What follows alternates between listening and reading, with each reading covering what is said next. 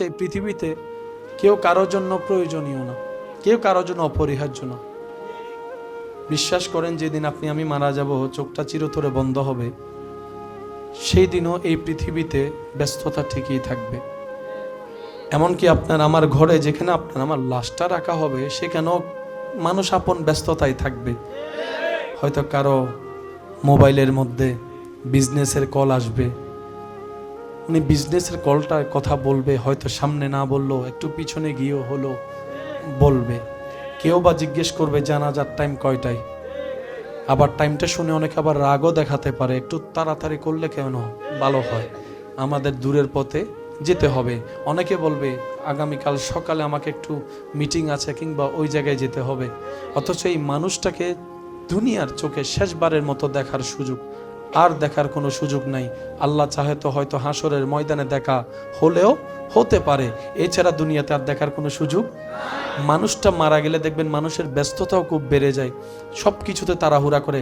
কেমন জানি এটাই প্রমাণ হয় এই মানুষটাকে কেউ আর পৃথিবীতে রাখতে চাচ্ছে না, মাটির উপর রাখতে চাচ্ছে না।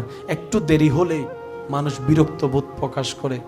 একদিন এই কাজটা আপনাকে আমাকে নিয়ে করা হবে, দূরের মানুষ করবে না, সেই চিরচেনা পরিচিত চেহারাওয়ালা মানুষগুলাই করবে, আপনরাই করবে। আর ওনারাও না করে কোনো উপায় নাই, কারণ মানুষ যখন মারা যায় শরীরের পরিবর্তন হওয়া মিনিটে মিনিটে শুরু হয়। যদি শরীরের বেশি পরিবর্তন হয়, এই পৃথিবী সেই দুর্গন্ধ সহ্য করতে পারবে না। সেজন্য বেশিরভাগ মানুষ তাড়াহুড়া করে বাধ্য হয়ে কিছু করার নাই। এই বাস্তবতা মনের মধ্যে মানিয়ে বসিয়ে ফেলা ভালো। এই পৃথিবীতে আসলে আপন বলতে কেউ নাই, আপন বলতে কেউ নাই, প্রিয় বলতে কেউ নাই। আমরা অনেক ক্ষেত্রে, বেশিরভাগ ক্ষেত্রে দুনিয়ার চোখে প্রয়োজন প্রিয়জন কারো হতে পারি নাই, হতে পারবো না। এটাই বাস্তব, এটাই সত্য, এটাই চিরসত্য। কথা বলেন ঠিক কিনা? এই বাস্তবতা আসবে একদিন। আজকে আমরা যারা অন্যেরটা দেখছি, একদিন আমাদেরটা মানুষ দেখবে।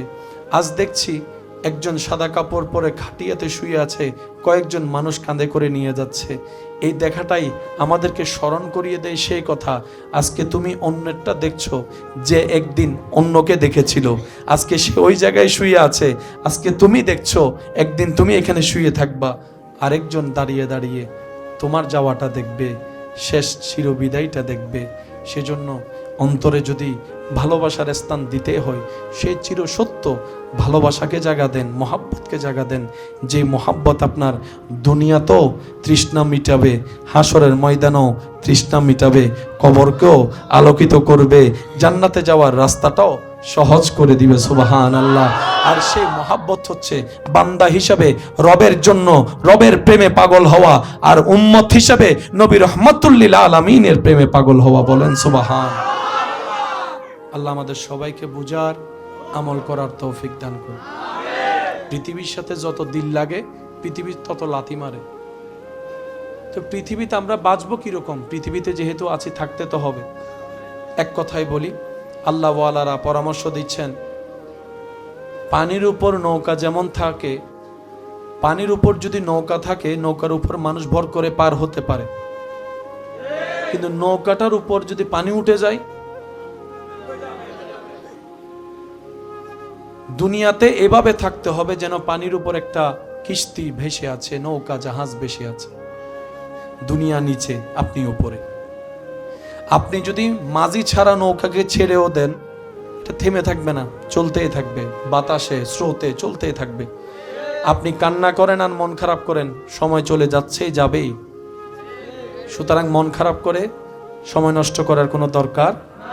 যখনই মন খারাপ হবে তখনই বেশি বেশি শুকরিয়া করবেন। না পাওয়ার কথা মাথায় আসলেই রবের দরবারে পাওয়ার কথা চিন্তা করে শুকরিয়া করবেন, দেখবেন না পাওয়ার কষ্টটাই চলে যাবে। সুবহানাল্লাহ। যদি আপনি আমি পানির ভিতর ঢুকে যাই, দুনিয়ার ভিতর ঢুকে যাই, তাহলে ওই পানির ভিতর ঢুকে যাওয়ার মতো নৌকার মতো অবস্থা হয়ে যাবে। সেজন্য দুনিয়ার উপরে থাকবেন, দুনিয়ার ভিতরে বলে না, দুনিয়ার ভিতরে। কারণ দুনিয়ার ভিতর যারাই ঢুকেছে, পানি যেরকম নৌকাকে কিস্তিকে গিলে ফেলেছে, এই দুনিয়ায় সেই কাজটা করে। দুনিয়া তাদের পিছনে ঘোরে যারা রবের সন্তুষ্টির পিছনে ঘুরে। সুবহানাল্লাহ। ইসলামকে যদি বিশ্বাস করেন ভাই, আমরা যদি একটু ওই রাগ, হিংসা, অহংকার ফেলে যদি বোঝার চেষ্টা করি না, লাইফ এমনি সেট হয়ে যাবে, একদম সেট হয়ে যাবে। কারণ বান্দা যখন এক কদম আগায়, আল্লাহ তখন 10 কদম আগায়। তো যেখানে আল্লাহ নিজেই আগাচ্ছে, আপনার আর টেনশন কি? আল্লাহ তো আপনাকে বলে নাই একা আয়, আল্লাহ বলে যে তুই একটু আয়, বাকিটা আমি করে দিব। তুই তওবা একবার কর, আমি সারা জীবনের গুনাহ মাফ করে দিব। তুই কদর রাতে এক রাতে ইবাদত কর, 1000 মাসের ইবাদত আমি আল্লাহ ব্যবস্থা করে দিব। তুই মা বাবার চেহারার দিকে মায়ার নজরে একবার তাকা, কবুল হওয়া হজের সওয়াব আমি আল্লাহ দিয়ে দিব। তো সেজন্য আমাদের রাস্তাটা কঠিন নয়, সহজ। কঠিন ভাবি সেটা আমাদের ব্যর্থতা, বলেন না ভাইয়া? কঠিন মনে হয় সেটা আমাদের ব্যর্থতা। আসুন, আওয়াজ করবেন না প্লিজ, মেহরবানি। এই আমরা এখন বসে আছি, আমরা এখানে স্টেজ কোথায়? আপনারা সবাই যদি এখানে এসে বসেন, বলেন তো কারণ কি? বলে যে লোড যতটুক ততটুক নিতে পারবে, টিকে থাকবে। সেজন্য 5 তলার ফাউন্ডেশন দিলেও মানুষ বানায় কয় তালা? 10 তলা হয়ে দিব অন্য। 5 তলার ফাউন্ডেশন যদি দেয়, বানায় কয় তালা? আরেক তালা কি বলে যে আরেক তালার লোডটা জমা থাক। কারণ আমি যখন ছাদ দিব, এক লোড হবে, দেওয়াল তুলবো আর এক লোড হবে, প্লাস্টার করব, লোড আরেকটা হবে। যখন আমি ঘরের মধ্যে বাড়াটিয়া উঠবে, জিনিসের লোড আলাদা, মানুষের লোড আলাদা। সেজন্য একতলা কি করে? সেভ করে রাখে। কিন্তু আমরা এত বোকার বোকা, 5 তলা ফাউন্ডেশন দিয়ে 9 তলা বানাই ফেলি, শেষ পর্যন্ত ভূমিকম্প হইলে। যে সালা দুনিয়ার একটা নিয়ম, লোড যতটুক ততটুক। ওভারলোড হলে সেটা আপনার জন্য ভারী মনে হবে এবং ব্যথা অনুভব করবে। ওজন আছে না নাই? কিন্তু হাতে কোনো ব্যথা। এখন যদি আপনি আমাকে এখানের উপর 10টা তুলে দেন, আমি আলগাতে পারবো? এরপরেও যদি আমি জোর করে আলগাই, সেটা হাত উপরের দিকে যাবে না নিচের দিকে? নিচের দিকে যেতে যেতে লাগবে কোথায়? মাটিতে। কোথায় লাগবে? এবার যখন উপরের চাপটা সরবে না, নিচে থাকবে মাটি, মাঝখানে থাকবে হাত, তখন হাতে কি লাগবে? জোরে বলেন, হাতে কি লাগবে? এই নিয়ম কি এখানকার জন্য না সবার জন্য? এবার আমি আপনাদের খেদমতে আরজ রাখবো, আপনারা বুঝে বুঝে নিজের বুঝটা নিজে বুঝে নেবেন। সেটা হচ্ছে, প্রত্যেকটা মানুষের আলাদা একটা ওজন আছে না নাই? সারা শরীরের ওজন, কারো 60 কেজি, কারো 65 কেজি, কারো 70 কেজি, কারো 80 কেজি, কারো 50 কেজি, আছে তো ওজন। আপনি যখন দাঁড়াচ্ছেন, সারা শরীরের ওজন কোথায় গিয়ে পড়তেছে? জোরে বলেন। এই পায়ের তালার মধ্যে ওজন পড়ে কি পড়ে না? সত্যি করে বলেন তো, এই 80 কেজিওয়ালা মানুষও যদি দাঁড়ায়, পায়ের তলার মধ্যে দাঁড়ানোর কারণে কি কোনো ব্যথা লাগে? আরো জোরে বলেন, আরো জোরে বলেন। না। এবার সে পায়ের পুরা ওজনটা, সারা শরীরের ওজনটা আপনার যে পায়ের গিরালি আছে, এই গিরালি হয়ে কিন্তু পায়ের তলায় পড়তেছে। গিরালির মধ্যে কোনো ব্যথা লাগে? আচ্ছা, সেটা তো বাদ দিলেন। এই যখন হাঁটেন, তখন ওজন কি আরো কমে না বাড়ে? যখন দৌড়ান, তখন কি ওজন কমে না বাড়ে? দৌড়াইলেও তো ব্যথা লাগে না? আপনার পায়ের এই গোড়ালি থেকে উপর পর্যন্ত যে 80 কেজি ওজন, পুরো 80 কেজি ওজন নিয়ে যখন আপনি দৌড়াচ্ছেন, পায়ের উপর পড়তেছে, কই পা তো ভেঙে পড়ে নাই?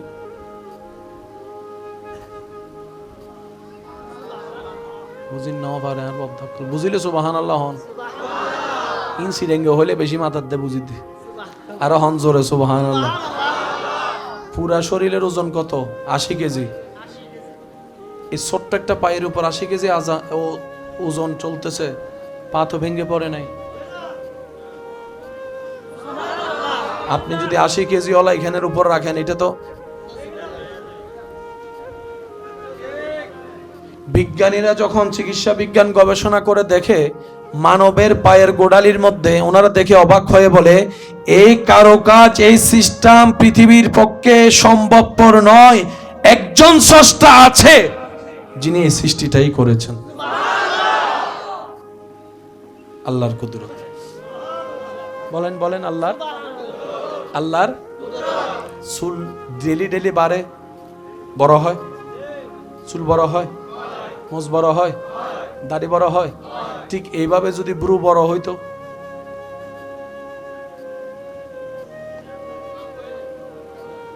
যদি আপনার পশম বড় হইতো, সুবহানাল্লাহ বলা যাচ্ছে না। আমি আপনাদেরকে কোন রাস্তায় নিয়ে যেতে যাচ্ছি একটু পরে আপনারা নিজেরাই রাস্তাটা দেখবেন। আগে আমাকে রাস্তাটা একটু পরিষ্কার করতে দেন, কারণ যে রাস্তা দিয়ে যাব সেই রাস্তার মধ্যে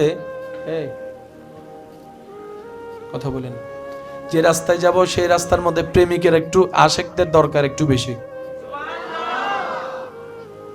চোখওয়ালারা চোখ দিয়ে ঝগড়া করতে ব্যস্ত, প্রেমিকরা ইশক নিয়ে ব্যস্ত।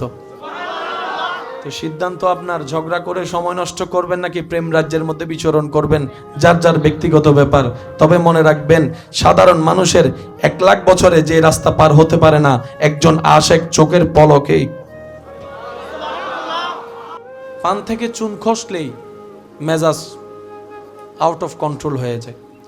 অনেক সময় তো নিজের ছেলে মেয়ের উপর, বাচ্চাদের উপরও রাগ দেখাতে, অবুঝ বাচ্চার উপর রাগ দেখাতে আমাদের দ্বিধাবোধ হয় না, অথচ বাচ্চাগুলো ভালো বুঝে না, খারাপও বুঝে না, কিন্তু মেজাজ যখন ওটা ইচ্ছা মতো দেওয়া শুরু করে। আল্লাহর একজন প্রিয় বান্দা নদীতে নৌকা পার হয়ে যাচ্ছেন এক দিক থেকে অন্যদিকে। ওই নৌকাতে কিছু ছেলে, যুবক ছেলে বসা ছিল, যারা অন্যরকম খারাপ বিহেভ করতেছিল।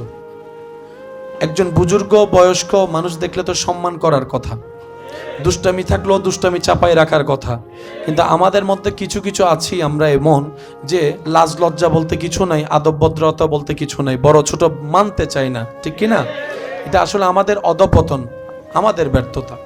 তো ও আল্লাহ ওয়ালা ওনার সাগরিদ ছাত্রদেরকে নিয়ে ওই নৌকাতেই পার হচ্ছেন অন্য পারে, যে নৌকার মধ্যে কয়েকজন যুবক মিলে বন্ধু বান্ধব নিয়ে যথেষ্ট বেয়াদবি এবং দুষ্টামি করছিল।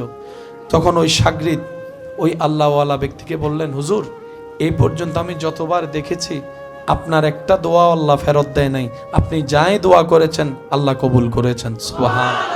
হুজুর, ওদের বেয়াদবিগুলো আমার পছন্দ হচ্ছে না, আমার রাগ চলে আসছে, ওদের এই বেয়াদবিগুলো আমার সুন্দর লাগছে না। হুজুর, আপনি তাদের জন্য একটু বদদোয়া করেন যেন তারা ধ্বংস হয়ে যায়। আল্লাহওয়ালা বললেন, বাদ দাও না। সে কিছুক্ষণ পরে তিনি আবার বললেন, উনি বললেন, বাদ দাও না। ওই সাগরিদ আবার বলে, সময় সময় ওরা বেয়াদবি আরো বাড়তেছে।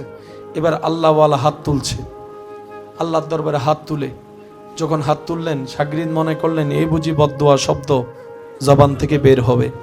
এবার আল্লাহওয়ালা হাত তুলে বললেন, ইয়া রাব্বাল আলামিন, তোমার এই বান্দারা দুনিয়াতে যেমন হাসি খুশি আছে, পরকালেও তাদেরকে হাসি খুশি থাকার ব্যবস্থা করে দিও। সুবহান আল্লাহ, তারা এরকম যেরকম বন্ধুরা মিলেমিশে আনন্দ করছে, আল্লাহ তাদেরকে পরকালেও তুমি এরকম আনন্দে থাকার, মিলেমিশে করে একসাথে থাকার জান্নাতে একটা ঘর করে দিও। যেখানে সবাই আশা করছে বদদোয়া করবে, আল্লাহ ওয়ালা সেখানে ওনাদের জন্য শান্তির দোয়া শুরু করলেন। এদিকে আল্লাহ ওয়ালা ওনাদের পক্ষে শান্তির দোয়া, কল্যাণের দোয়া করলেন। ওদিকে রব্বুল আলামিনের দরবার থেকে রহমতের মঞ্জুরি হয়ে গেল। এদিকে রহমতের মঞ্জুরি হয়ে যাওয়ার সাথে সাথে তাদের অন্তরের মধ্যে কল্পনার বাইরে পরিবর্তন হওয়া শুরু হয়ে গেল, কল্পনার বাইরে পরিবর্তন হওয়া শুরু হয়ে গেল। যে বুঝটা মানুষ হিসেবে বোঝা দরকার, সামনে একজন মুরব্বী বসে আছে, আমি বেয়াদবি দুষ্টামি করলে মানাই না, ওই বুঝ আসা শুরু করলো, লজ্জাবোধ আসা শুরু করলো, নিজের ভিতর অপরাবোধ জাগা শুরু করলো। এবার ওই বাচ্চাগুলা, ওই ছেলেগুলা দুষ্টামি যারা করছে, তাদের উপর আল্লাহর এমন রহমত হয়েছে, তারা অবচেতন মনে নিজের ভুল স্বীকার করার জন্য আল্লাহ ওয়ালার কাছে এসে বললেন, হুজুর, আমাদেরকে মাফও করে দেন, আমাদের জন্য আপনি একটু দোয়াও করেন, আজকে থেকে আমরা আপনার সাথেই আছি আল্লাহর পথে। সুবহান। আল্লাহ ওয়ালাদের চিন্তাই ভিন্ন, কর্মই ভিন্ন, কারণ ওনারা যে সমস্ত জায়গায় আমরা আটকিয়ে আছি, ওনারা সেগুলা আল্লাহর রহমতে ধৈর্য দিয়ে, সহ্য দিয়ে, এবাদত দিয়ে, নফল এবাদত দিয়ে, রিয়াজত দিয়ে, সাধনা দিয়ে ওনারা সেগুলো আল্লাহর রহমতে পার হয়ে গিয়েছেন। বলেন না সুবহান। কুদরত শব্দটা মনে আছে? যেটা মানুষের কল্পনার বাইরে, এটা আল্লাহর, বলেন, এটা আল্লাহর।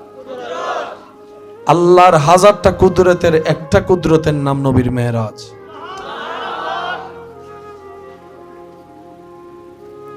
ওই যে ভাইজান, আল্লাহর হাজার কুদরতের একটা কুদরতের নাম কি? নবীর মেরাজ। বলেন, নবীর ঘটনা বাস্তব। কেমনে হয়েছে আপনার আমার বুঝ জ্ঞানে আসবে? এটা আমাদের বুঝ জ্ঞানের বাইরে, কম্পিউটারের, বিজ্ঞানের, ইন্টারনেটের, সায়েন্সের। এটা আল্লাহর কুদরতের অংশ।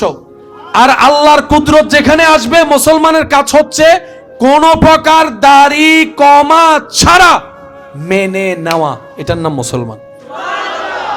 এখানে কোনো দাড়িও নাই, কমাও নাই। আল্লাহ বলে যে আমি করছি, আমরা বলবো জি আল্লাহ আমরা মানছি। আর একটু জোরে বলেন। ডাক্তাররা গবেষণা করে, পরীক্ষা করে কত কিছু বাইর করছে, হার্ট, কিডনি, এমন তেমন। রূপ পাইছে? রু আল্লাহর কুদরত। আরো জোরে বলেন। পৃথিবী অনেক উন্নত হয়েছে, কিন্তু এখনো পর্যন্ত কারো রক্ত লাগলে আরেকজন রক্তদাতাকে খুঁজতে হয়। এক ফোঁটা রক্ত এখনো পর্যন্ত কেউ বানাতে, এক ফোঁটা রক্ত কেউ বানাতে, ফুতুল বানাই ফেলছে। হাঁটে চলে সব করে, একজনে যায় বলে যে ঠিক আছে, এত যখন করে তার একটু পেশাব করতে কো। ফুতুলের একটু কি করতে বলে? বলেন বলেন বলেন, আরো জোরে বলেন, আরো জোরে বলেন। প্রস্রাব যে কত বড় নিয়ামত, যাদের প্রস্রাব আটকায় আছে তাদেরকে জিজ্ঞেস করেন। আমাদের কাছে তো এগুলা কোনো কিছুই মনে হয় না, মামুলি মনে হয়। সেজন্য আল্লাহ পাক রব্বুল আলামিন বলে, বান্দা ওয়াশকুরু লি ওয়ালা তাকফুরুন, শুধু আমার শুকরিয়াটা করিস, অস্বীকার করিস না। যাই দিব তাই নিয়ে শুকরিয়া করিস। এক আল্লাহ ওয়ালাকে জিজ্ঞেস করা হচ্ছে, হুজুর সুখ কি? উনি উত্তর দিয়েছেন এক কথা, এই একটা কথার ভিতরে সব কথা বলে ফেলেছেন যেন।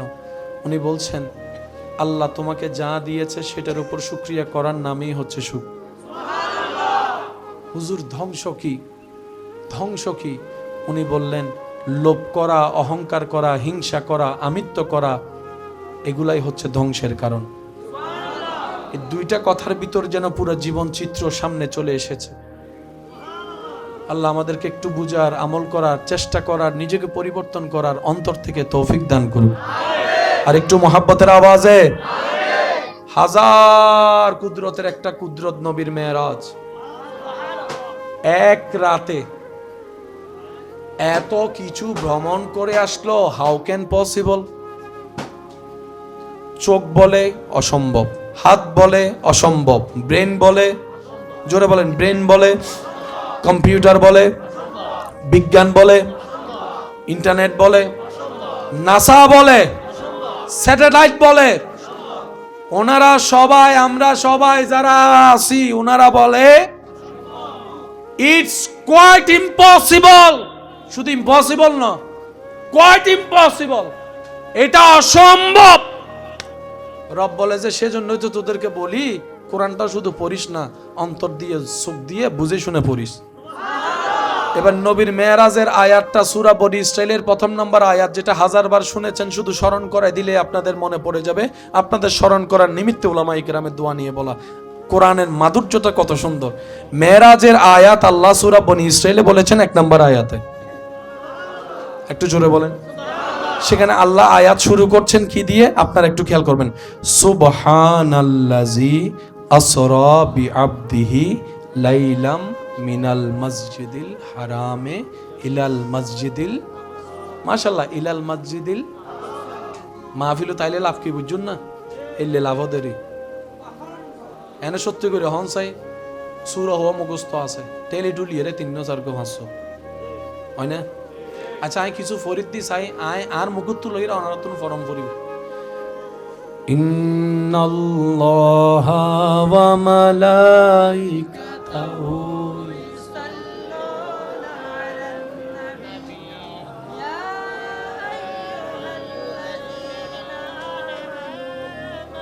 সাল্লু আলাইহি ওয়া সাল্লিমু তাসলিমা। আল্লাহুম্মা সাল্লি আলা সাইয়্যিদিনা মাওলানা মুহাম্মদ ওয়া আলা আলিহি ওয়া সাহবিহি ওয়া সাল্লাম। সত্য করে হনসে বুগতাত্রা হিবে কি হনদিন কোরআন শরীফ চাই মুখস্থ বুঝুন না অন্য মাথা। এই আস্তে আস্তে বসতে বসতে উনতে উনতে সুবহানাল্লাহ।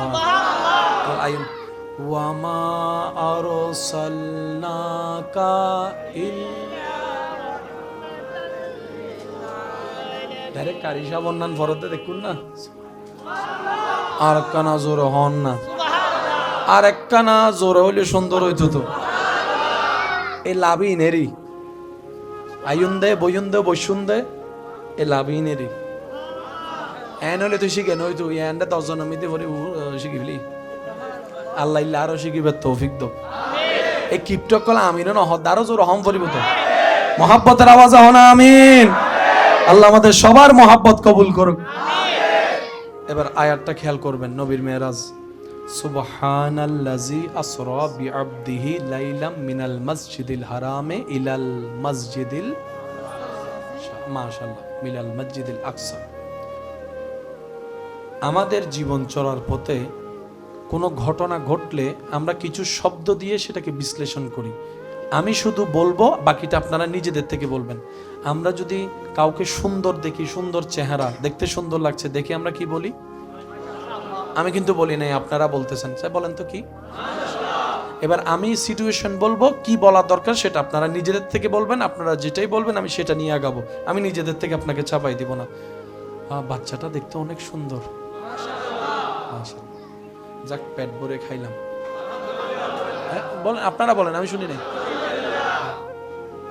মানুষটা মারা গেছে রে সি সি সি সি সি সি সি সি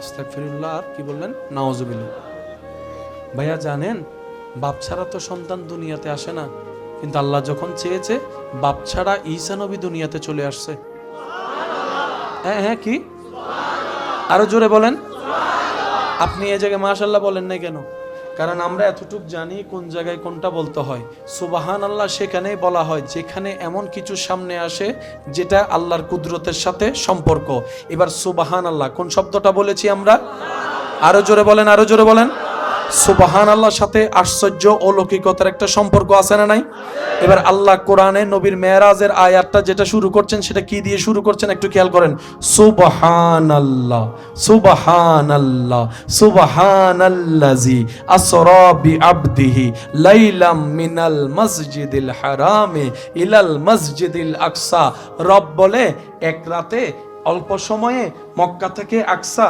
কিভাবে গিয়েছে বিমান রকেট যেত যেখানে সময় লাগে সেখানে সেকেন্ডে কিভাবে ভ্রমণ করেছে এটাই তো তোদের জানতে চাওয়া প্রশ্ন বিবেকের মধ্যে অবাক করে আবার সেখান থেকে ওই উর্ধ্ব গমন করে প্রথম আসমান দ্বিতীয় আসমান সুবহানাল্লাহ বলতে থাকেন তৃতীয় আসমান চতুর্থ পঞ্চম ষষ্ঠ সপ্তম হয়ে সিদরাতুল মুনতাহা পার হয়ে আবার সেখানে কত হাজার কোটি বছরের রাস্তা পার হয়ে আমি আল্লাহর সাথে বসে আত্তাহিয়াতু লিল্লাহি ওয়াসসালাওয়াতু ওয়াত্তায়াবাতু আসসালামু আলাইকা আইয়ুহান নবিয়্যু এই কথাবার্তা শেষ করে আবার কালামের উপর কালাম হয়ে কথার উপর কথা হয়ে কিছু প্রকাশ্য হয়েছে কিছু গোপন হয়েছে জান্নাতের ভ্রমণ হয়েছে জাহান্নামের ভ্রমণ হয়েছে আবার সব কিছু করে আবার আমার নবীকে আমি আল্লাহ দুনিয়াতে পাঠিয়েছি তোদের এই রকম বুঝতে এখান থেকে এখানে হাউ ক্যান পসিবল চোখ বলে ইম্পসিবল হাত বলে অসম্ভব ব্রেন বলে অসম্ভব কম্পিউটার বলে অসম্ভব ব্রেন বলে অসম্ভব নাসা বলে অসম্ভব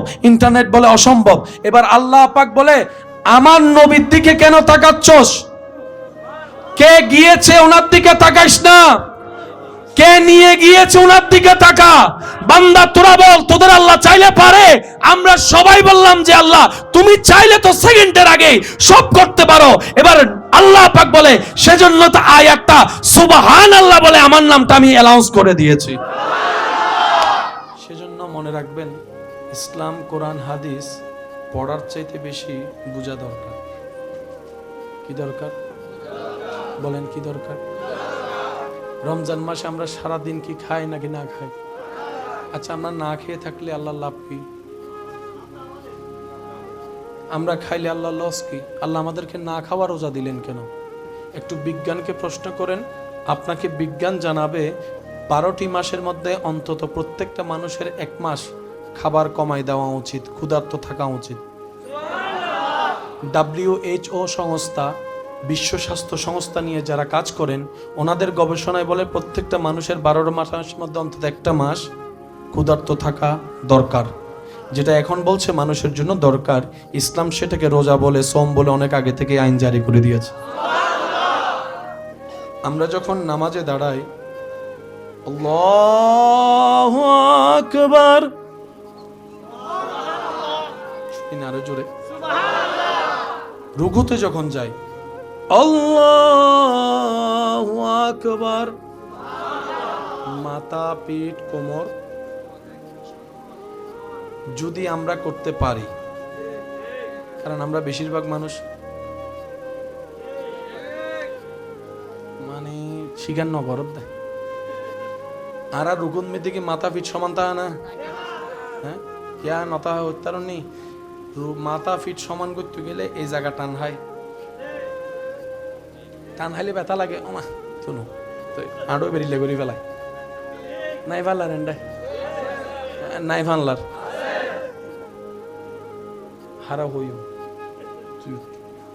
এতে যাও না, সে রুকুটা দাও, আবার ইম ভিডিও নগরজু না হদ্দি ইতারে দিতার ন ইতা বইও সে রুকু যাও না, ইয়ত ইতারা ভিডিও করি বোধ ওয়া মোবাইল রাখো না বাজান, হ্যাঁ উকি ফিরে দাও হ্যাঁ বরাবর মোটামুটি হই না নয়, আর আসলে ইল্লে করে দিই না, আর এক কেন ব্যথা না হয়ে গেল।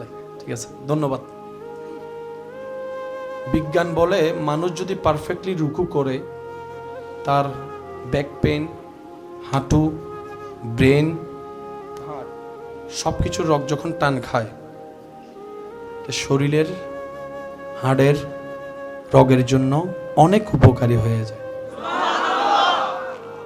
এবার সে বান্দা যখন আল্লাহু আকবার বলে রবের দরবারে নিজের সর্বোচ্চ দামি জায়গা মাথাটাকে ঝুঁকায় দেয়, হাট যখন তার উপরের দিকে থাকে,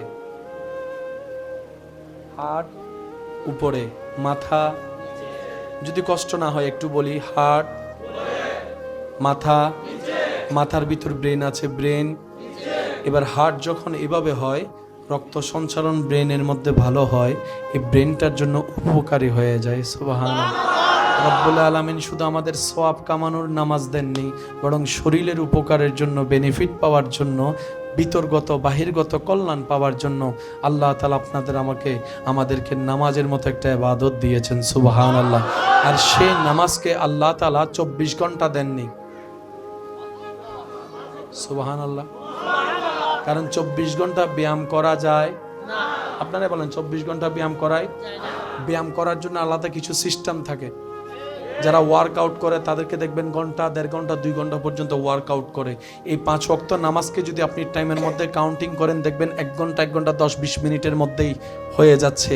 সেটাকে আল্লাহ তাআলা এমনভাবে ভাগ করে দিয়েছেন, ফজরের জন্য যতটুকু দরকার 4 রাকাতের ব্যবস্থা করে দিয়েছেন। জোহরের শরীরের জন্য যতটুকু দরকার সেই রাকাতগুলো আপনার সামনে এনে দিয়েছেন। আসরের জন্য যতটুকু বেনিফিট, মাগরিবের জন্য যতটুকু উপকার, এশারের জন্য যতটুকু করলে আপনার দেহের ওয়ার্কআউট হবে, পারফেক্টলি ভাবে হজম শক্তিও হবে, রক্ত সার্কুলারও ভালো হবে, শরীরের ফিটনেসও ভালো থাকবে, হার্টের অবস্থাও ভালো থাকবে, ব্রেনও সুস্থ থাকবে। ঠিক সেভাবে রাকাতকে আল্লাহ তাআলা সবিন্যাস করে দিয়েছেন যেন বান্দার জন্য দুনিয়ারও উপকার হয়, আখিরাতেরও সওয়াব হয়। সেজন্য বলা হয় সর্ব উপকার যে ধর্মে, এটার নাম ইসলাম। আমাদের দুর্ভাগ্য কোথায়, আমরা ফ্রি পাইছি তো। মার হলুতুন ফরিমত্তর আজানুন্নি তো হয়েছে নমাতে, মার হলুতুন ফরি কিনে দি এতলাই ফ্রি ভাই দিয়ে যাচ্ছে গেলা মিডে নাই ফ্রি জিনিসুর নমাতে, ফ্রি জিনিসুর ফ্রি যদি আইফোনও দেয় তখন ভালাই কি হবর নাই। আর নিজের টিয়া দিয়ে যদি 3000 টিয়া দুঃখ বাঙ্গা সাইড কিনে এবার 10 বার মোছে, হ্যাঁ কিনে হষ্ট করে টিয়া জমায় এটা লারা মুরব্বী কলক ডায়লগ মারে, বাফুরুর রলত বই হত হন নাই একা হন না, বাফুরুর রলত বই হত তরকারি মজা হয় নাই বলি ছুটি ভালোই ধরতে নিজে হামাবি যাতে এত হসুল্লতিও অম্মা যে মজা ইয়াম্মি ও হন আওয়াজ ঠিক না? আরো জোরে বলেন ঠিক কিনা? সারা শরীরের মধ্যে রক্ত যদি সঞ্চারণ না হয় বাঁচতে পারবে? মাঝে মধ্যে দেখবেন ওই খেয়াল না করলে যদি কোথাও একটু বাড়ি খাই, জিম করে যখন ধরে তখন মনে হয় কি রক্তটা ছিঁড়ে যাচ্ছে, ব্যথা লাগে প্রচুর, ঠিক কি না? পুরা হাত অবশ হয়ে যায়, জিম ধরে রাখে। 1 ন্যানো সেকেন্ড যদি কারো রগে রক্ত সঞ্চারণ না হয়, কি শেষ বলেন না? কি আরো জোরে বলেন? কি শেষ। এই রগটা তারের চাইতেও চিকন। সুবহানাল্লাহ হয় না? আরো জোরে এমন ভাবে সুবহানাল্লাহ বলবেন যেন শয়তানের গালে জোতার বাড়ি পড়ে। যাই দেখি জোরে, মাশাআল্লাহ, আর একটু জোরে। তারের চাইতেও চিকন রগ। সারা শরীরে মানবের যে রগ মাধ্যমে রক্ত সঞ্চারণ হয় সেটার হেডকোয়ার্টারের নাম হচ্ছে হার্ট। হেডকোয়ার্টারের নাম কি? সেজন্য ব্লক কোথায় পাওয়া যায়? জোরে বলেন। এই রিং কোথায় পরায়? হার্টে। এটা হচ্ছে সেই স্টেশন যেখান থেকে,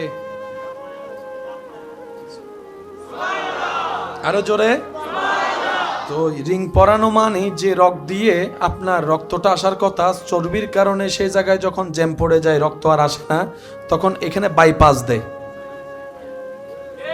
রোডের মধ্যে বাইপাস নাই বাংলার? বাইপাস মানে কি? শর্টকাট। বাইপাস মানে কি? অর্থাৎ এটা দিয়েও যেতে পারে, এটা দিয়েও যেতে, এটার মধ্যে জাম লাগছে, চলো এটা দিয়ে যাই, বাইপাস। বাইপাস হার্টে রিং পরায়, বাইপাস করে। এই হার্টের মধ্যে একটা আওয়াজ আছে,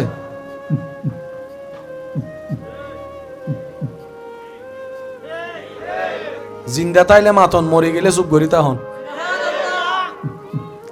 আছে না? আমার সিডেঙ্গে হইলে না মাথার দেশ, আচ্ছা ঠিক আছে বাজি সিডেঙ্গে তাসি আই আছে না? আওয়াজিবে একটু আমার হাতের দিকে দেখবেন,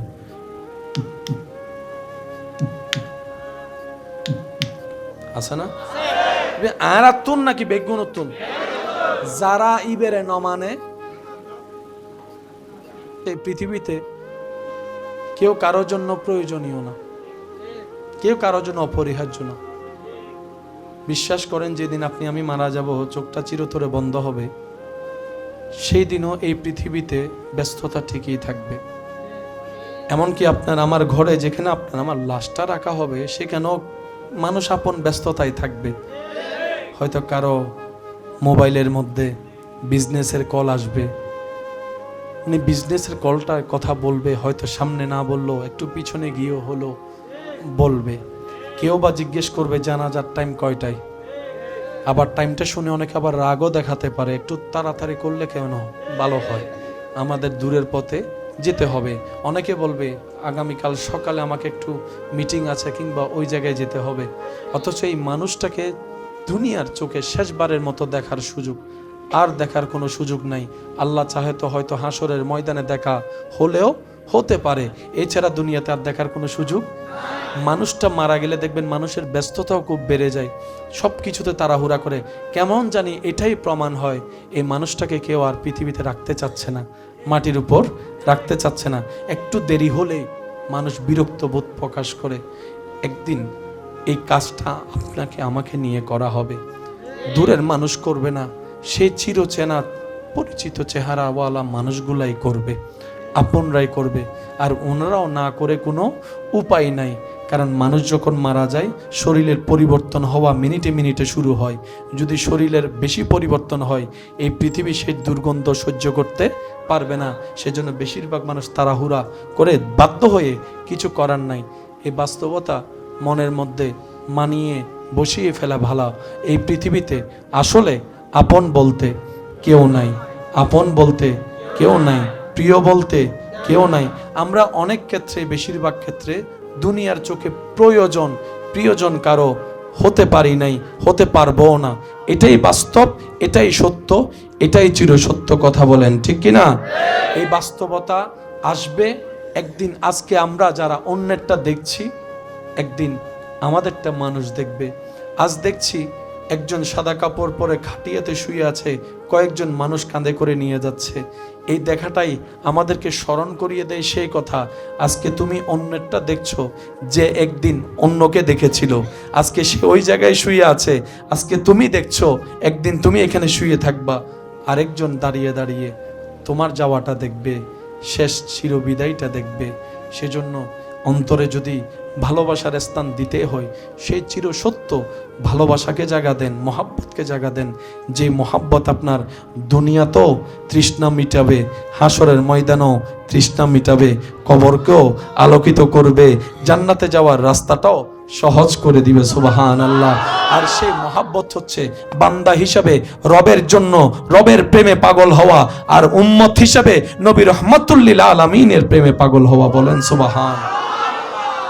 আল্লাহ আমাদের সবাইকে বুঝার, আমল করার তৌফিক দান করুন। পৃথিবীর সাথে যত দিল লাগে, পৃথিবীর তত লাথি মারে।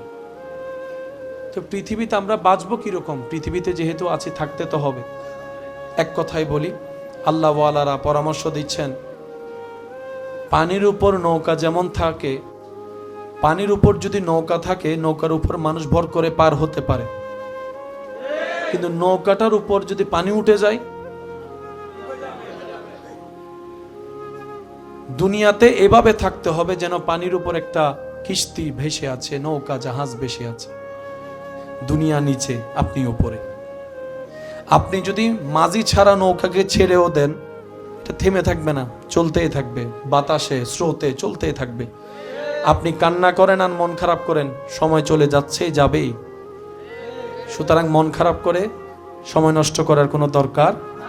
যখনই মন খারাপ হবে, তখনই বেশি বেশি শুকরিয়া করবেন। না পাওয়ার কথা মাথায় আসলেই রবের দরবারে পাওয়ার কথা চিন্তা করে শুকরিয়া করবেন, দেখবেন না পাওয়ার কষ্টটাই চলে যাবে। সুবহান। যদি আপনি আমি পানির ভিতর ঢুকে যাই, দুনিয়ার ভিতর ঢুকে যাই, তাহলে ওই পানির ভিতর ঢুকে যাওয়ার মতো নৌকার মতো অবস্থা হয়ে যাবে। সেজন্য দুনিয়ার উপরে থাকবেন, দুনিয়ার ভিতরে বলে না, দুনিয়ার ভিতরে।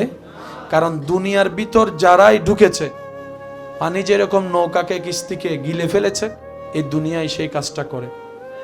দুনিয়া তাদের পিছনে ঘোরে যারা রবের সন্তুষ্টির পিছনে ঘুরে। সুবহান। ইসলামকে যদি বিশ্বাস করেন ভাই, আমরা যদি একটু ওই রাগ, হিংসা, অহংকার ফেলে যদি বোঝার চেষ্টা করি না, লাইফ এমনি সেট হয়ে যাবে, একদম সেট হয়ে যাবে। কারণ বান্দা যখন এক কদম আগায়, আল্লাহ তখন 10 কদম আগায়। তো যেখানে আল্লাহ নিজেই আগাচ্ছে, আপনার আর টেনশন কি? আল্লাহ তো আপনাকে বলে নাই একা আয়, আল্লাহ বলে যে তুই একটু আয়, বাকিটা আমি করে দিব। তুই তওবা একবার কর, আমি সারা জীবনের গুনাহ মাফ করে দিব। তুই কদর রাতে এক রাতে ইবাদত কর, 1000 মাসের ইবাদত আমি আল্লাহ ব্যবস্থা করে দিব। তুই মা বাবার চেহারার দিকে মায়ার নজরে একবার তাকা, কবুল হওয়া হজের সওয়াব আমি আল্লাহ দিয়ে দিব। তো সেজন্য আমাদের রাস্তাটা কঠিন নয়, সহজ। কঠিন ভাবি, সেটা আমাদের ব্যর্থতা। বলেন না ভাইয়া? কঠিন মনে হয়, সেটা আমাদের ব্যর্থতা। আসুন, আওয়াজ করবেন না প্লিজ, মেহরবানি। এই আমরা এখন বসে আছি, আমরা এখানে স্টেজ কোথায়? আপনারা সবাই যদি এখানে এসে বসেন, বলেন তো কারণ কি? বলে যে লোড যতটুক ততটুক নিতে পারবে, টিকে থাকবে। সেজন্য 5 তলার ফাউন্ডেশন দিলেও মানুষ বানায় কয় তালা? 10 তলা হয়ে দিব অন্য। 5 তলার ফাউন্ডেশন যদি দেয়, বানায় কয় তালা? আরেক তালা কি বলে যে আরেক তালার লোডটা জমা থাক। কারণ আমি যখন ছাদ দিব, এক লোড হবে, দেওয়াল তুলবো আর এক লোড হবে, প্লাস্টার করব, লোড আরেকটা হবে। যখন আমি ঘরের মধ্যে বাড়াটিয়া উঠবে, জিনিসের লোড আলাদা, মানুষের লোড আলাদা। সেজন্য একতলা কি করে? সেভ করে রাখে। কিন্তু আমরা এত বোকার বোকা, 5 তলা ফাউন্ডেশন দিয়ে 9 তলা বানাই ফেলি, শেষ পর্যন্ত ভূমিকম্প হইলে। দুনিয়ার একটা নিয়ম, লোড যতটুক ততটুক। ওভারলোড হলে সেটা আপনার জন্য ভারী মনে হবে এবং ব্যথা অনুভব করবে। ওজন আছে না নাই? কিন্তু হাতে কোনো ব্যথা। এখন যদি আপনি আমাকে এইখানের উপর 10টা তুলে দেন, আমি আলগাতে পারবো? এরপরেও যদি আমি জোর করে আলগাই, সেটা হাত উপরের দিকে যাবে না নিচের দিকে? নিচের দিকে যেতে যেতে লাগবে কোথায়? মাটিতে। কোথায় লাগবে? এবার যখন উপরের চাপটা সরবে না, নিচে থাকবে মাটি, মাঝখানে থাকবে হাত, তখন হাতে কি লাগবে? জোরে বলেন, হাতে কি লাগবে? এই নিয়ম কি এখানকার জন্য না সবার জন্য? এবার আমি আপনাদের খেদমতে আরজ রাখবো, আপনারা বুঝে বুঝে নিজের বুঝটা নিজে বুঝে নেবেন। সেটা হচ্ছে প্রত্যেকটা মানুষের আলাদা একটা ওজন আছে না নাই? সারা শরীরের ওজন কারো 60 কেজি, কারো 65 কেজি, কারো 70 কেজি, কারো 80 কেজি, কারো 50 কেজি আছে তো ওজন। আপনি যখন দাঁড়াচ্ছেন সারা শরীরের ওজন কোথায় গিয়ে পড়তেছে? জোরে বলেন। এই পায়ের তালার মধ্যে ওজন পড়ে কি পড়ে না? সত্যি করে বলেন তো, এই 80 কেজিওয়ালা মানুষও যদি দাঁড়ায় পায়ের তলার মধ্যে, দাঁড়ানোর কারণে কি কোনো ব্যথা লাগে? আরো জোরে বলেন, আরো জোরে বলেন। না। এবার সে পায়ের পুরা ওজনটা, সারা শরীরের ওজনটা আপনার যে পায়ের গিরালি আছে, এই গিরালি হয়ে কিন্তু পায়ের তলায় পড়তেছে। গিরালির মধ্যে কোনো ব্যথা লাগে? আচ্ছা, সেটা তো বাদ দিলেন। এই যখন হাঁটেন তখন ওজন কি আরো কমে না বাড়ে? যখন দৌড়ান তখন কি ওজন কমে না বাড়ে? দৌড়াইলেও তো ব্যথা লাগে না? আপনার পায়ের এই গোড়ালি থেকে উপর পর্যন্ত যে 80 কেজি ওজন, পুরো 80 কেজি ওজন নিয়ে যখন আপনি দৌড়াচ্ছেন পায়ের উপর পড়তেছে, কই পা তো ভেঙে পড়ে নাই।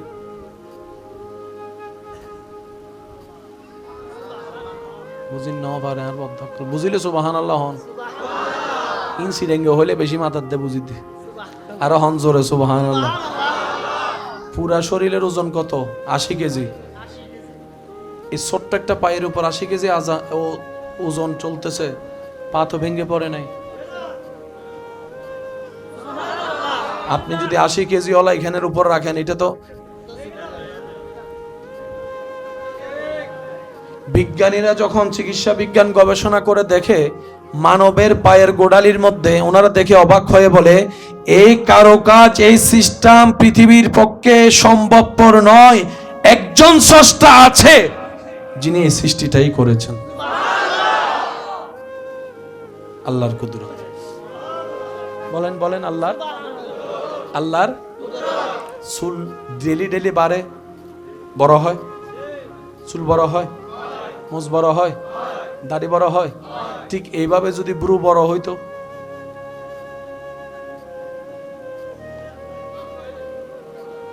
যদি আপনার পশম বড় হইতো, সুবহানাল্লাহ বলা যাচ্ছে। আমি আপনাদেরকে কোন রাস্তায় নিয়ে যেতে যাচ্ছি একটু পরে আপনারা নিজেরাই রাস্তাটা দেখবেন। আগে আমাকে রাস্তাটা একটু পরিষ্কার করতে দেন, কারণ যে রাস্তা দিয়ে যাব সেই রাস্তার মধ্যে কথা বলেন, যে রাস্তায় যাব সেই রাস্তার মধ্যে প্রেমিকের একটু আশেকদের দরকার একটু বেশি। চোখওয়ালারা চোখ দিয়ে ঝগড়া করতে ব্যস্ত, প্রেমিকরা ইশক নিয়ে ব্যস্ত। তো সিদ্ধান্ত আপনার, ঝগড়া করে সময় নষ্ট করবেন নাকি প্রেম রাজ্যের মধ্যে বিচরণ করবেন, যার যার ব্যক্তিগত ব্যাপার।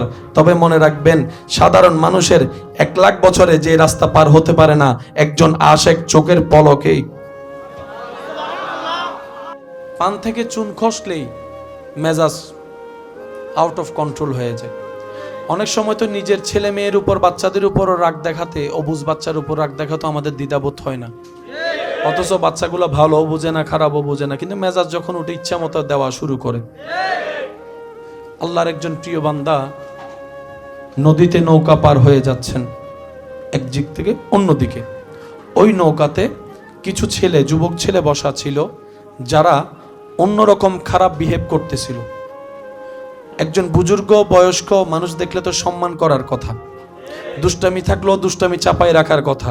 কিন্তু আমাদের মধ্যে কিছু কিছু আছি আমরা এমন, যে লাজ লজ্জা বলতে কিছু নাই, আদব ভদ্রতা বলতে কিছু নাই, বড় ছোট মানতে চাই না, ঠিক কিনা? এটা আসলে আমাদের অধপতন, আমাদের ব্যর্থতা। তো ও আল্লাহওয়ালা ওনার সাগরিদ ছাত্রদেরকে নিয়ে ওই নৌকাতেই পার হচ্ছেন অন্য পারে। যে নৌকার মধ্যে কয়েকজন যুবক মিলে বন্ধু বান্ধব নিয়ে যথেষ্ট বেয়াদবি এবং দুষ্টামি করছিল। তখন ওই সাগরিদ ওই আল্লাহওয়ালা ব্যক্তিকে বললেন, হুজুর, এই পর্যন্ত আমি যতবার দেখেছি আপনার একটা দোয়া আল্লাহ ফেরত দেয় নাই, আপনি যাই দোয়া করেছেন আল্লাহ কবুল করেছেন। সুবহান। হুজুর, ওদের বেয়াদবিগুলো আমার পছন্দ হচ্ছে না, আমার রাগ চলে আসছে, ওদের এই বেয়াদবিগুলো আমার সুন্দর লাগছে না। হুজুর, আপনি তাদের জন্য একটু বদদোয়া করেন যেন তারা ধ্বংস হয়ে যায়।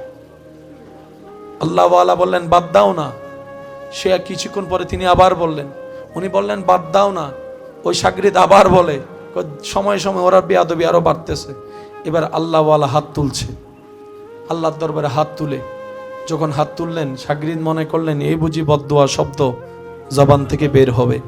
এবার আল্লাহওয়ালা হাত তুলে বললেন, ইয়া রাব্বাল আলামিন, তোমার এই বান্দারা দুনিয়াতে যেমন হাসি খুশি আছে, পরকালেও তাদেরকে হাসি খুশি থাকার ব্যবস্থা করে দিও। সুবহান আল্লাহ, তারা এরকম যেরকম বন্ধুরা মিলেমিশে আনন্দ করছে, আল্লাহ তাদেরকে পরকালেও তুমি এরকম আনন্দে থাকার, মিলেমিশে করে একসাথে থাকার জান্নাতে একটা ঘর করে দিও।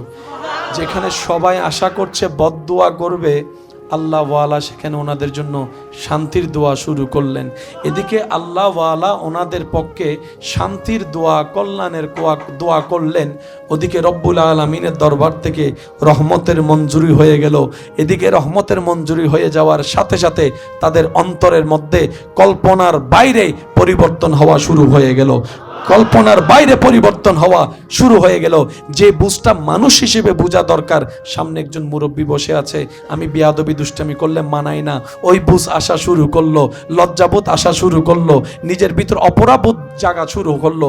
এবার ওই বাচ্চাগুলা, ওই ছেলেগুলা দুষ্টামি যারা করছে, তাদের উপর আল্লাহর এমন রহমত হয়েছে, তারা অবচেতন মনে নিজের ভুল স্বীকার করার জন্য আল্লাহ ওয়ালার কাছে এসে বললেন, হুজুর আমাদেরকে মাফও করে দেন, আমাদের জন্য আপনি একটু দোয়াও করেন, আজকে থেকে আমরা আপনার সাথেই আছি আল্লাহর পথে। সুবহান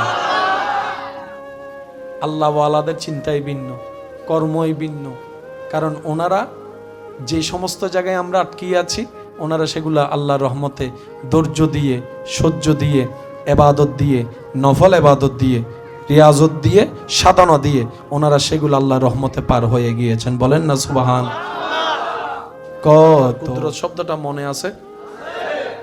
যেটা মানুষের কল্পনার বাইরে, এটা আল্লাহর, বলেন এটা আল্লাহর। আল্লাহর হাজারটা কুদরতের একটা কুদরতের নাম নবীর মেরাজ।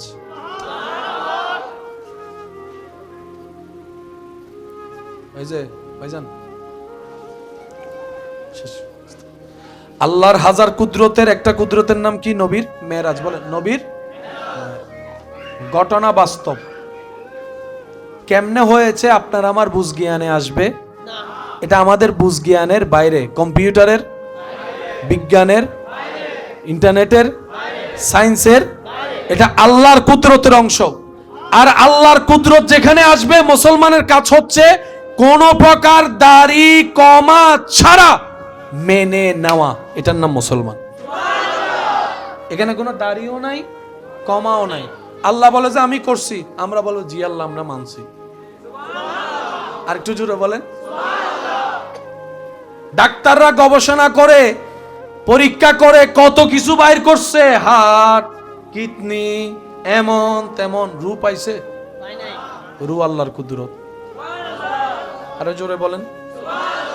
পৃথিবী অনেক উন্নত হয়েছে, কিন্তু এখনো পর্যন্ত কারো রক্ত লাগলে আরেকজন রক্তদাতাকে খুঁজতে হয়। এক ফোঁটা রক্ত এখনো পর্যন্ত কেউ বানাতে, এক ফোঁটা রক্ত কেউ বানাতে, ফুতুল বানায় ফেলছে। হাঁটে চলে সব করে, একজনে যায় বলে যে ঠিক আছে, এত যখন করে তার একটু পেশাব করতে কর।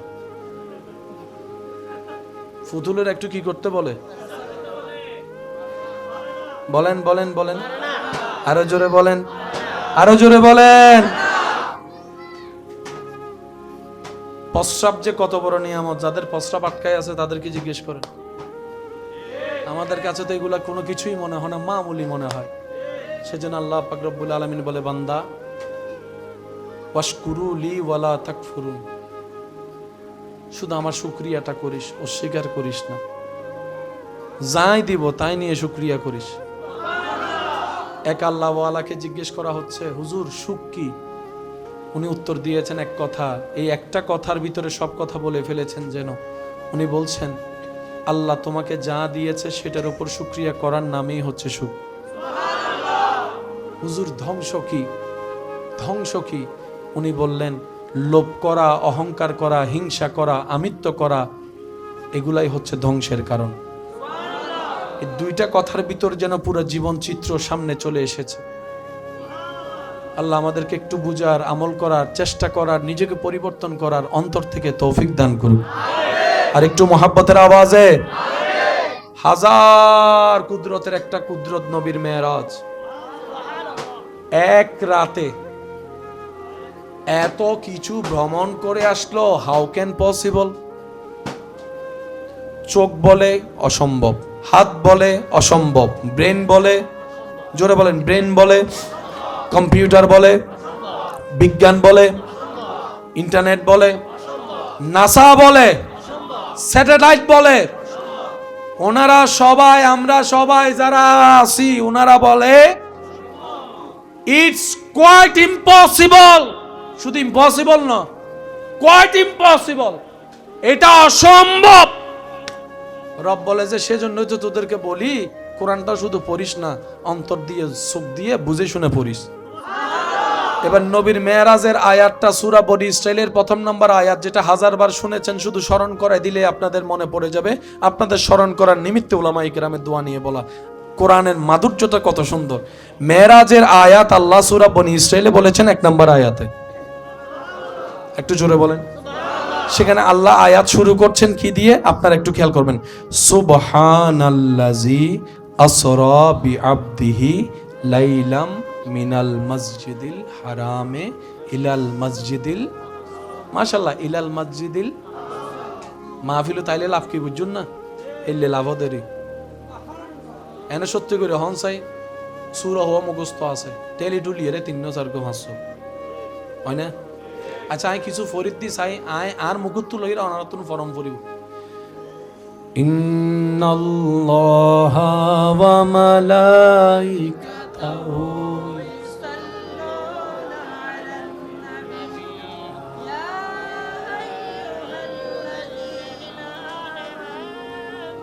সাল্লু আলাইহি ওয়া সাল্লিমু তাসলিমা। আল্লাহুম্মা সাল্লি আলা সাইয়্যিদিনা মাওলানা মুহাম্মদ ওয়া আলা আলিহি ওয়া সাহবিহি। সত্য করে হনসে বুগতাত্রা হিবে কি হনদিন কোরআন শরীফ চাই মুখস্থ করছেন না, অন্য মাত্র এই আস্তে আস্তে বসতে বসতে উনতে উনতে সুবহানাল্লাহ আইন ওয়া মা আরসালনাকা ইল্লা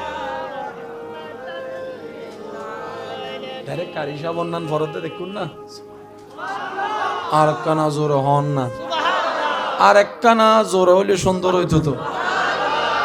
এ লাভই নেরি আয়ুন দে বইন দে বসুন দে, এ লাভই নেরি এন হলে তুই শিখে নই তুই এনটা 10 জন মিতে পরে শিখিবলি। আল্লাহ ইল্লা আরো শিখিবে তৌফিক দাও। এই কিপটক কলা আমিন না হদারও জোর হম পরিব তো মহাব্বতের আওয়াজ হন আমিন। আল্লাহ আমাদের সবার মহাব্বত কবুল করুক। এবার আয়াতটা খেয়াল করবেন, নবীর মেরাজ। সুবহানাল্লাযী আসরা বিআবদিহি লাইলাম মিনাল মসজিদিল হারামে ইলাল মসজিদিল, মাশাআল্লাহ, মিনাল মসজিদিল আকসা। আমাদের জীবন চলার পথে কোনো ঘটনা ঘটলে আমরা কিছু শব্দ দিয়ে সেটাকে বিশ্লেষণ করি। আমি শুধু বলবো, বাকিটা আপনারা নিজেদের থেকে বলবেন। আমরা যদি কাউকে সুন্দর দেখি, সুন্দর চেহারা, দেখতে সুন্দর লাগছে দেখে আমরা কি বলি? আমি কিন্তু বলি নাই, আপনারা বলতেছেন, স্যার বলেন তো কি? এবার আমি সিচুয়েশন বলবো, কি বলা দরকার সেটা আপনারা নিজেদের থেকে বলবেন। আপনারা যেটাই বলবেন আমি সেটা নিয়ে আগাবো। আমি নিজেদের থেকে আপনাকে চাপাই দিব না। বাচ্চাটা দেখতে অনেক সুন্দর,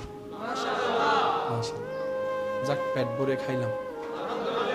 হ্যাঁ বলেন, আপনারা বলেন, আমি শুনি নাই। মানুষটা মারা গেছে রে।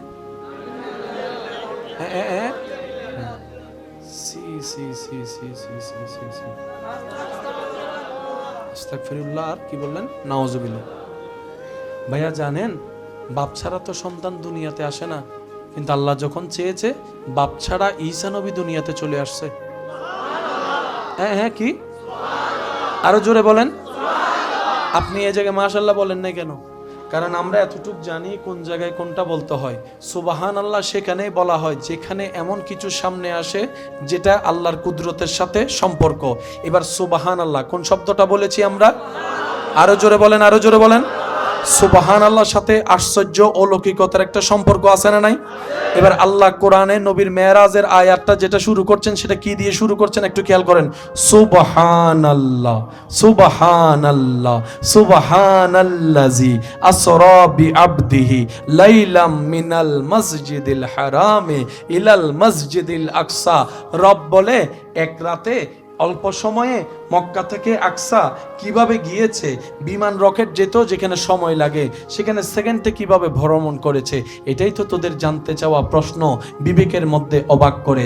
আবার সেখান থেকে ওই ঊর্ধ্বগমন করে প্রথম আসমান, দ্বিতীয় আসমান, সুবহানাল্লাহ বলতে থাকেন, তৃতীয় আসমান, চতুর্থ, পঞ্চম, ষষ্ঠ, সপ্তম হয়ে সিদরাতুল মুনতাহা পার হয়ে আবার সেখানে কত হাজার কোটি বছরের রাস্তা পার হয়ে আমি আল্লাহর সাথে বসে আত্তাহিয়াতু লিল্লাহি ওয়াসসালাওয়াতু ওয়াত্তাইয়াবাতু আসসালামু আলাইকা আইয়ুহান নবিয়্যু এই কথাবার্তা শেষ করে আবার কালামের পর কালাম হয়ে কথার উপর কথা হয়ে কিছু প্রকাশ্য হয়েছে, কিছু গোপন হয়েছে, জান্নাতের ভ্রমণ হয়েছে, জাহান্নামের ভ্রমণ হয়েছে, আবার সব কিছু করে আবার আমার নবীকে আমি আল্লাহ দুনিয়াতে পাঠিয়েছি তোদের এই রকম বুঝতে। এখান থেকে এখানে হাউ ক্যান পসিবল, চোখ বলে ইম্পসিবল, হাত বলে অসম্ভব, ব্রেন বলে অসম্ভব, কম্পিউটার বলে অসম্ভব, ব্রেন বলে অসম্ভব, নাসা বলে অসম্ভব, ইন্টারনেট বলে অসম্ভব। এবার আল্লাহ পাক বলে আমার নবীর দিকে কেন তাকাচ্ছস? কে গিয়েছে ওনার দিকে তাকাইস না, কে নিয়ে গিয়েছে ওনার দিকে তাকা। বান্দা তোরা বল তোদের আল্লাহ চাইলে পারে?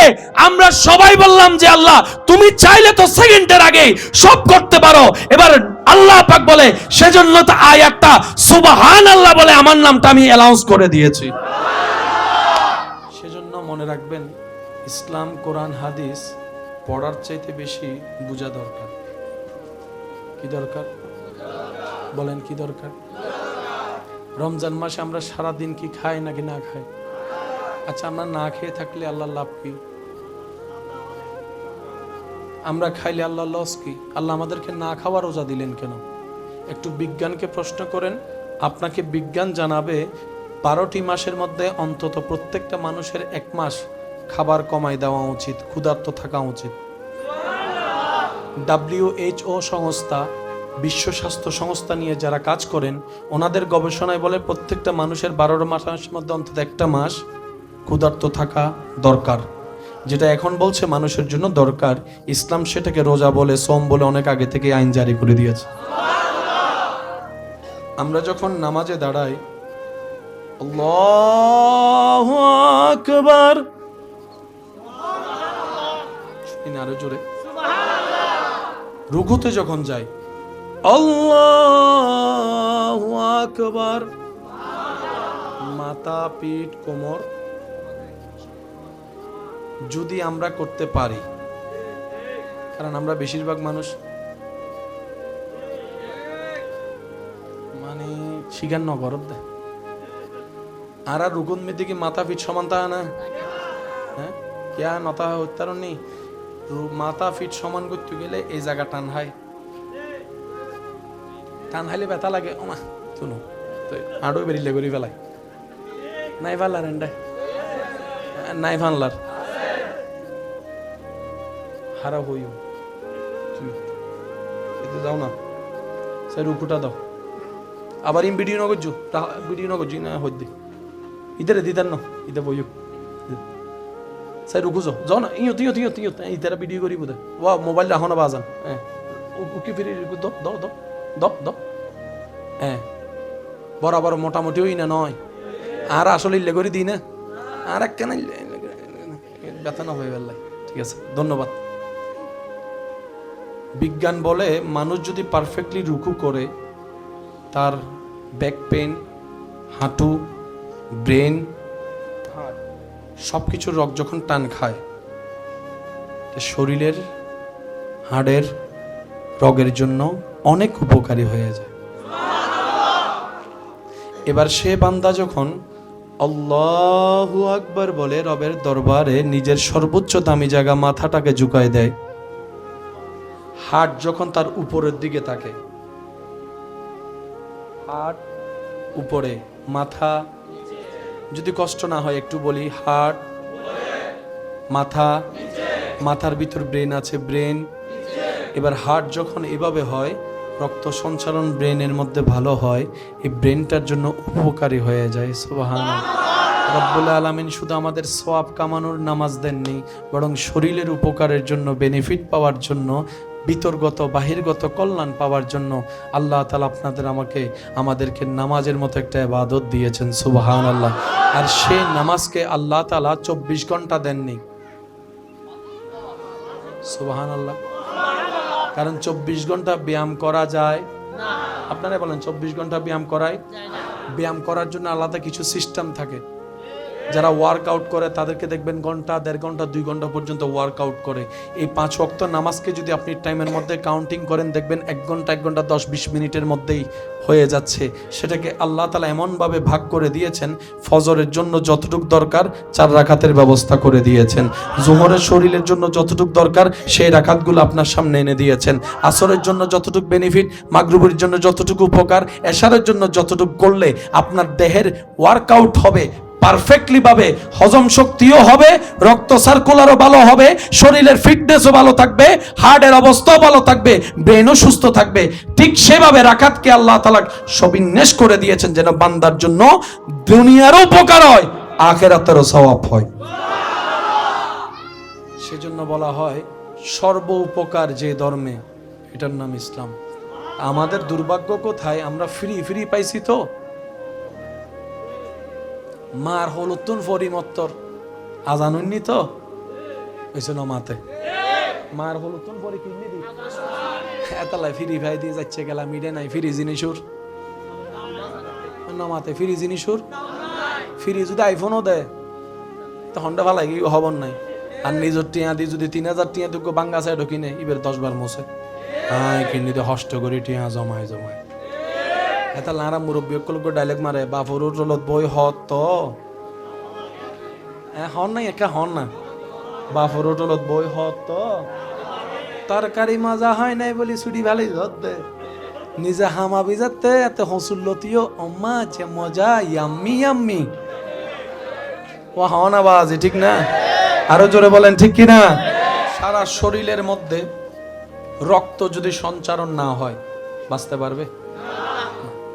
মাঝে মধ্যে দেখবেন ওই খেয়াল না করলে যদি কোথাও একটু বাড়ি খাই, জিম করে যখন ধরে তখন মনে হয় কি রক্তটা ছিঁড়ে যাচ্ছে, ব্যথা লাগে প্রচুর, ঠিক কিনা? পুরা হাত অবশ হয়ে যায়, জিম ধরে রাখে। 1 ন্যানো সেকেন্ড যদি কারো রগে রক্ত সঞ্চারণ না হয়, কি শেষ বলেন না কি? আরো জোরে বলেন কি? শেষ। এই রক্তটা তারের চাইতেও চিকন।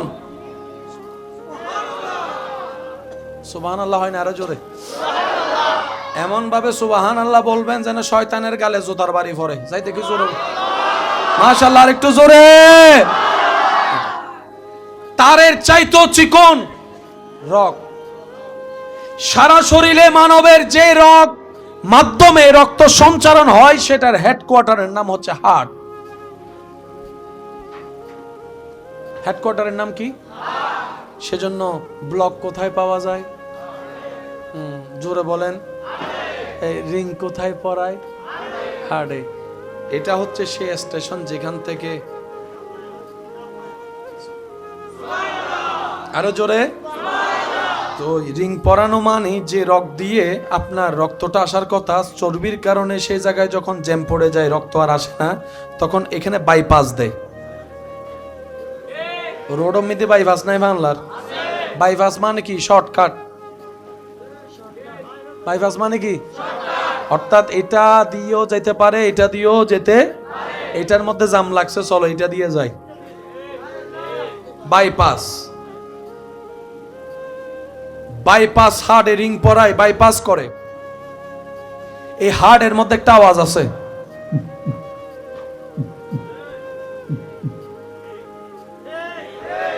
জিন্দা তাইলে মাতন, মরে গেলে চুপ করি তখন আছে না? আমার সিডেঙ্গে হইলে না মাথার দেশ। আচ্ছা ঠিক আছে, বাজি সিডেঙ্গে তাসি আই আছে না? আওয়াজিবে একটু আমার হাতের দিকে দেখবেন,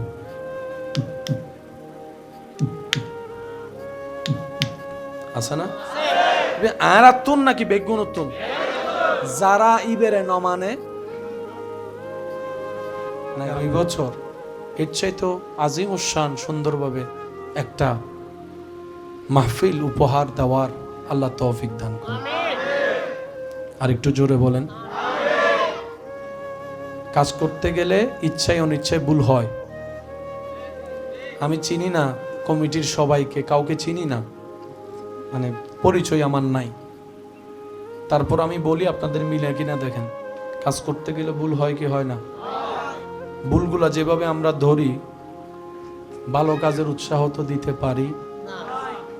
তা আপনার ছেলে, আপনার ভাই, ওরা এলাকাবাসী কোনো একটা কিছু যদি অসুন্দর লাগে, এক কোনায় নিয়ে কাঁধের উপর হাত দিয়ে বড় ভাই হিসেবে বলবেন, এই কাজটা এইভাবে করিস, সামনে আরো সুন্দর হবে। এটা হলো কাজ। কি বলেন আপনারা, ঠিক কিনা? এত কথা বুঝি না, এত কথা জানি না। ভালো কাজ যেখানে দেখবেন কে করছে দেখার দরকার নাই, কি করছে সেটা দেখে পাশে দাঁড়ানোর চেষ্টা করবেন। পাশে যদি দাঁড়াতে না পারেন, দূর থেকে সহযোগিতা করবেন। সেটাও যদি আপনার পক্ষে সম্ভব না হয়, ভালো কাজ কাউকে করতে দেখলে সাথে সাথে রবের দরবারে ফরিয়াদ করবেন, আল্লাহ তোমার বান্দাগুলা ভালো কাজ করছে, তুমি একটু গায়েব থেকে তাদেরকে সাহায্য করো, অন্তত এতটুকু দোয়াটা করেন। এটাই আপনার জন্য কল্যাণ হয়ে ফেরত আসবে। যদি পাওয়াটা বাড়াতে চাই, আমাদেরকে একটা কাজ করতে হবে। এক নাম্বার, আমরা যা পেয়েছি যোগ্যতার বাইরে পেয়েছি, আল্লাহর দয়ায় পেয়েছি, সেজন্য বেশি বেশি শুকরিয়া করতে হবে। সুবহানাল্লাহ। দ্বিতীয় নম্বর, হা হুতাশ না হ্যাঁ হু করা যাবে, আফসোস করা যাবে, মন খারাপ করা যাবে না, পাওয়ার আফসোস করা যাবে। শুকরিয়াটা বাড়িয়ে দিব, আফসোস করা কমিয়ে দিব। তৃতীয় নম্বর, অন্যের জন্য দোয়া করা বাড়িয়ে দিব। এই তিনটা কাজ, সাথে ইস্তেগফার এবং দরুদ, এই পাঁচটা কাজ ঈমানকে মজবুত রেখে যদি করার মতো করতে পারি, তাহলে দেখব আমরা আমাদের জীবনে এমন এমন জায়গা থেকে রিজিক আসবে, নিয়ামত আসবে, আমরা পেতে থাকবো আর ভাবতে থাকবো, কল্পনা করতে থাকবো, আর আল্লাহর কুদরত অনুভব করে সুবহানাল্লাহ বলতে থাকবো। সুবহান। আমাদের রবের কাছে অসম্ভব বলে কোনো শব্দ একটু জোরে বলেন। শেষ ভালো যার সব ভালো তার। আমাদের রবের কাছে অসম্ভব বলে কোনো শব্দ নাই। এরকম একজন রব আমাদের আছে? বলেন না, আছে? এরকম একজন রব আমাদের আছে? তাহলে আমাদের আর টেনশন করার আপনি শুধু মনের মধ্যে এতটুকু বসান, আমার মালিক আছে। এই শুধু এতটুকু বসান, আমার একজন মালিক আছে। আমি বেওয়ারিশ নই, আমি বেওয়ারিশ নই, আমার মালিক হয় না, আরো জোরে, আমার মালিক, আমার মালিক, আমার মালিক, আমার মালিক। যেদিন এই শব্দটা মুখ থেকে বলতে বলতে একদিন হৃদয় থেকে চলে আসবে আমার মালিক আছে, সেদিন আপনার মালিক বলবে, বান্দা আমি আছি আজকে থেকে তোর সাথে। ওই ইন্নাল্লাহা মাআস সাবিরিন, হাজার কষ্ট পাওয়ার মধ্যে যখন বলবেন আমার মালিক আছে, আমার মালিক দেখবে, আমার খালিক দেখবে, আমার রব দেখবে, বছর হয়তো অনেক চলে যাবে, কারণ আমাদের কাছে সেই পবিত্র জবান নেই, সে অন্তর আমাদের কাছে নেই যেটা ডাইরেক্ট আল্লাহ পাককে রাজি করাতে পারে। কারণ আমাদের হাতে, চোখে, পায়ে, মুখে সব জায়গায় গুনাহ, গুনাহ, গুনাহ আর গুনাহ। এই কথা তো অস্বীকার আমরা কেউ চাইলেও করতে পারবো না। সেজন্য তওবাটা একটু বেশি করতে হবে, রবের উপর আশাটা একটু বড় রাখতে হবে। রবের রহমত থেকে নিরাশ হওয়া যাবে না। লা তাকনাতু মির রাহমাতিল্লাহ।